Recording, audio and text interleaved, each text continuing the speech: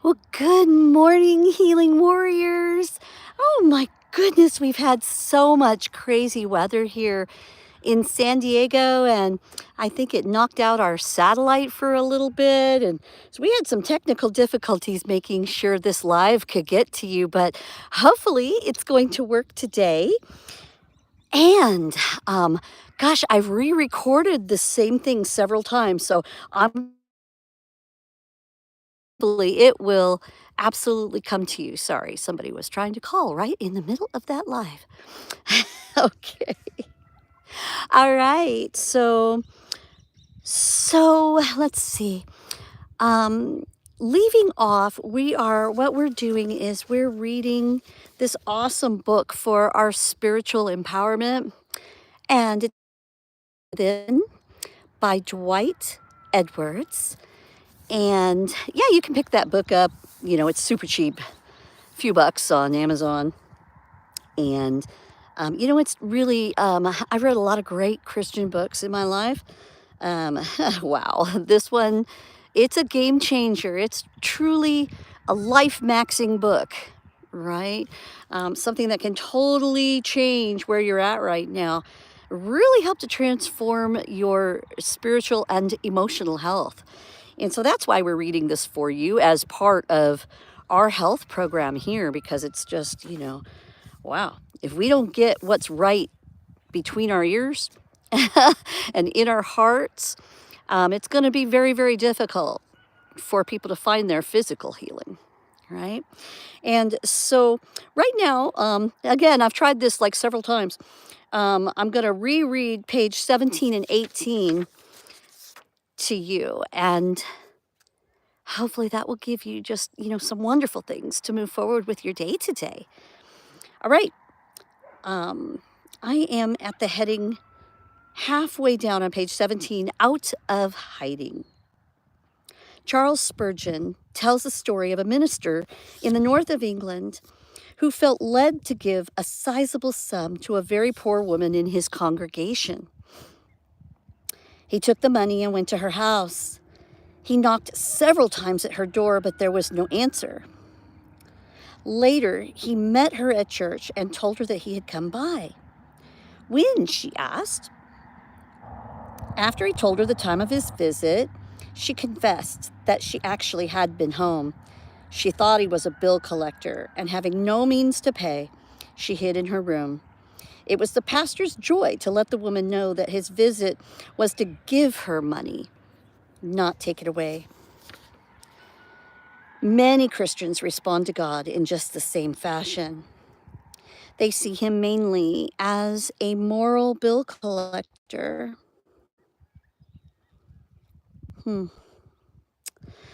They see him mainly as the moral bill collector of the universe, knocking on the door of their life to demand the obedience that is due to him. Yet they sense within themselves such limited resources that they despair of ever being able to comply with his commands. Overwhelmed by guilt and frustration, they eventually run away from his voice rather than toward it. But the truth is that God comes to us first to give, and only afterward to receive. Certainly, he requires of us a lifestyle that honors his name. Our obedience is his rightful due. But he never requires anything from us that he hasn't already deposited within us. Let me say it again. God requires from us only what he has already placed within us. Dang, that is such a freeing sentence. I'm going to read on and then we'll talk a little bit about that. We're called to let his living waters flow, to release what is good. This good is the full assortment of supernatural resources that were permanently implanted within you the instant you were born again, and that are ready for release every day of your life on earth. In the heart of this book, we'll explore in depth the 4 primary New Covenant provisions. My prayer is that as you discover more about them, releasing them will become easier for you. But to best understand and prepare for the most effective release of these provisions, we'll first look at their highest purpose, one that may be a surprise to you.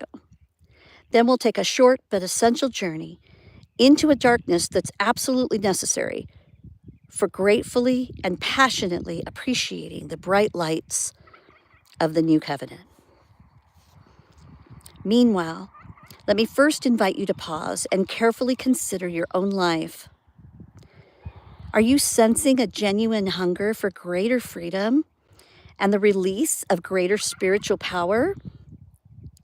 How open are you to the possibility that, at least in some ways, you might be hindered by an unrecognized, law-based or legalistic approach to spirituality?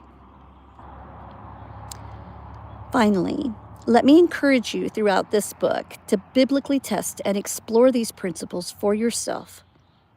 For this chapter, you might begin by prayerfully reading and meditating on 2 Corinthians 3, Romans 7, and Hebrews 8. So, this is really a powerful revelation that is very freeing. It was to me when I read this because, um, I know I talk a lot on a personal level here because I think it's really important. I know that the Lord has called me to share my life and my testimony with everyone. That's really the only reason why I'm still alive today after suffering and healing from my 7 autoimmune diseases. Um, and so, getting just really personal into my own story, I've been a Christian for 35 years. I absolutely love the Lord. As a scientist, becoming a Christian was hard fought, really, because, scientists, we're a little weird and we really need a lot of evidence before we believe something and actually identify it as truth. And, that's what scientists do. We're constantly looking for the truth, right? It's the discovery of new true things, right? That's what the Lord created weird scientists like me for. And so our brains are very much geared that way. We're not going to just believe anything. We're extremely skeptical people, to be honest. And we're gonna test and test and test and test and test every little thing before we're going to believe something as being absolute truth. And so my own journey to becoming a born again Christian was, very hard fought. I think as a child, I I knew that God existed. I just had an innate knowledge that God was there. Um, and I grew up Catholic, and no one in my family was Catholic except my grandmother. And she was the one who really took care of me the most. And so I got a lot of Catholic prayers and Catholic doctrine. Um, but that was it. Then we didn't talk about God at all. We didn't trust God. We didn't. He wasn't really a part of our lives except for our morning prayers and our evening prayers, and right before we ate, and that was really it. No one ever sat down and talked about who we are and why we're here and what's the meaning of life and how do we get closer to God and how do we tap into our innate spirituality. Like there was zero of that, just absolute zero. And so when I was about 12 years old, I felt like I was absolutely called to a little tiny Baptist church that was being built in the neighborhood next door to ours. And I can't explain it except that I knew I had to go there. I could not wait for it to finish being built. I had no knowledge of a Baptist church. I had no knowledge of anything at that age. I was just so young and really going through a lot growing up. um, which I won't get into right now, but maybe I will at a later date. And yeah, I knew that I had to go to that church, but sadly, once the church did open and I did go, and they started with a vacation Bible school. So I'm one of those people, one of those kids that was saved at a vacation Bible school at a little tiny Baptist church in Lakeside, California. Right. And but then sadly, like what happens to a lot of Christians, we're not discipled well. And because my family didn't even come to my own baptism. My grandmother was against it because she was Catholic and this was a Baptist church. My mother just didn't care and didn't think that, it was important. And so I literally did my baptism by myself with a bunch of strangers when I was 12 years old. But I knew it was the right thing to do. I just knew. I just knew. But then after that, I wasn't discipled well. No one ever took me under their wings. And, if I came to church, great. If I didn't, no one ever called. No one ever said, hey, where are you? How are you? Nothing. And sadly, I think that is the sad truth about a lot of churches, not for all, of course, but that is the sad truth, I think. And, I think really, to be honest, I think Christians are their own worst enemy. And I think it's because we're not well discipled in the first place in many cases, and then we're not really taught the depth of the truth of what we're coming into when we line up with our Creator, when we actually say, wow, um, I really do want to see what's going on at the spiritual level here. I really do want to learn more, and I really do want to line up with the Creator who made me, and why, and all those questions, right? And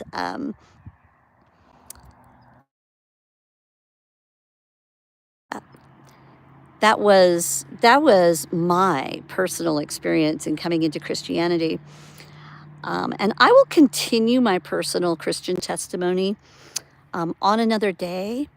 I want to leave it there because I want to stop and just go back to the point that lining up with the truth of our Creator, that He loves us, that He created us, that each and every one of us is created very unique individually. He didn't just mass produce a whole bunch of plastic people. We are, each and every one of us is a unique creation that He worked on and that He continues to work on every single day, even when we don't recognize Him, even when we refuse Him. He is still faithful. He loves us that much, right? And and He will chase you your entire life until till He finally catches you if you choose.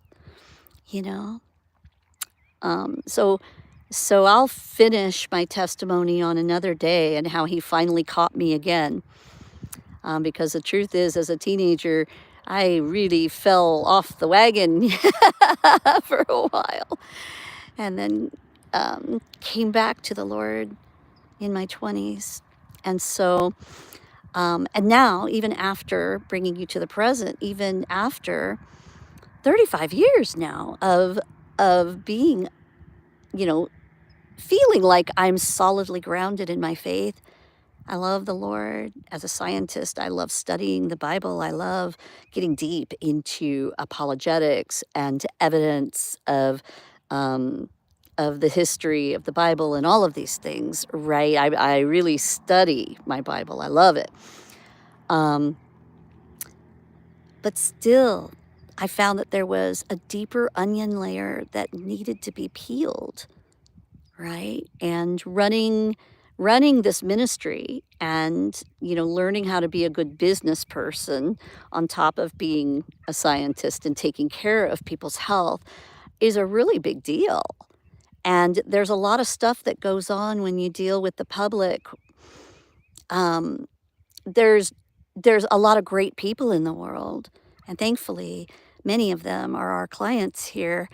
There's also some bad people in the world who will do bad things, take advantage, just really knock a person's heart around a little bit.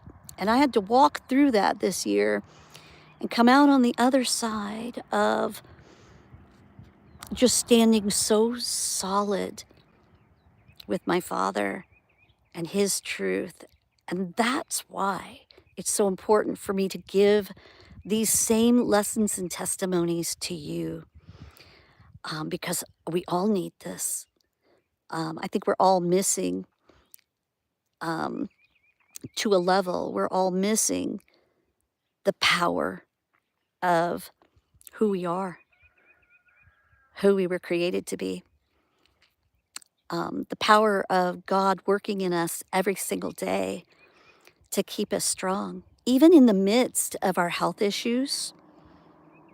And I know that's why a lot of people watch my work, is because of, the health issue thing. But again, I'm going to bring you full circle back to the very beginning of my conversation with you today. And I've seen it for years and years in helping thousands of people now to get their health back. The people who actually do get the results that they're looking for are the ones who are able to line up spiritually, the ones who get their emotional health straight between their ears. Others who fall off, they will not be able to do everything that's necessary to get their health back because they sabotage themselves with their own limited beliefs. They believe they're a victim of their illness. They believe their doctors when their doctors say they're incurable and there's nothing they can do except take all these pharmaceuticals. They believe that. And that's a manipulation of Satan right there, because me and many hundreds of thousands of people around the world have reversed very severe chronic illness. And we've reversed it to a monumental extent, right? I am 95% healed, and I can no longer be diagnosed with any autoimmune diseases. And I had 7 diagnosed autoimmune diseases, and I lived on disability for 14 years, almost 15 years, really. And all of that is reversed now. And so we got to get our heads straight. We've got to get our emotions lined up with the truth of science and what we actually can do for our health physically, what we can do for our health emotionally, right? And most of all, I strongly believe that this includes lining up with who we truly are spiritually, who we were created to be, the purpose that God implanted in us and created us for. Why else do we care about taking care of our health? Just, to live a life and then die? What would the purpose be of that? Who cares, right? So there is a much higher spiritual purpose for each and every one of our lives. And I honestly do believe that lining up with that is what brings your true healing. It's the very beginning of the emotional, the mental, and the physical healing that you absolutely can achieve to a great extent. According to the science, you are not stuck with your chronic illness. Even if you're very, very bad, like I was, there are things that you can do to feel better. It's a matter of doing them. It really is. And that's why I'm sitting outside. I've already had my water and my lemon and my salt and my minerals, and I've drank my 32 ounces of water already this morning. I'm sitting in the sunshine, even though it's freezing out here. It really is. It's freezing out here, and my tootsies are cold. At least I do have my little socks on today, right? But my feet are very much on wet, cold grass right now, because because I care about doing what's right for my health. And we are putting out a training video all about the science of your circadian rhythm and how it produces your energy, and how that's really where your physical health starts right there, but also your mental health is very much tied to the amount of energy that you have to use every day. So that will be coming out very soon, I promise you. And in the meantime, I hope that you'll check out our other links that we have in the description below. We have a wonderful mastermind training that took me a lot of time to put together for you, and I hope that you will take the hour that it takes to sit down with it. Just pop it up on your TV, on YouTube, and and watch it with your family and learn all about the new science that you can use in order to feel better. Remember, you're not stuck with your health issues. You really can be way more empowered to feel better. All right, everybody. So I'm hoping this is like the third try getting the same message out to you on YouTube. So I hope that it actually works this time. And if it doesn't, I'll do it again tomorrow. All right, everybody. Love you. And we'll see you tomorrow. Bye-bye.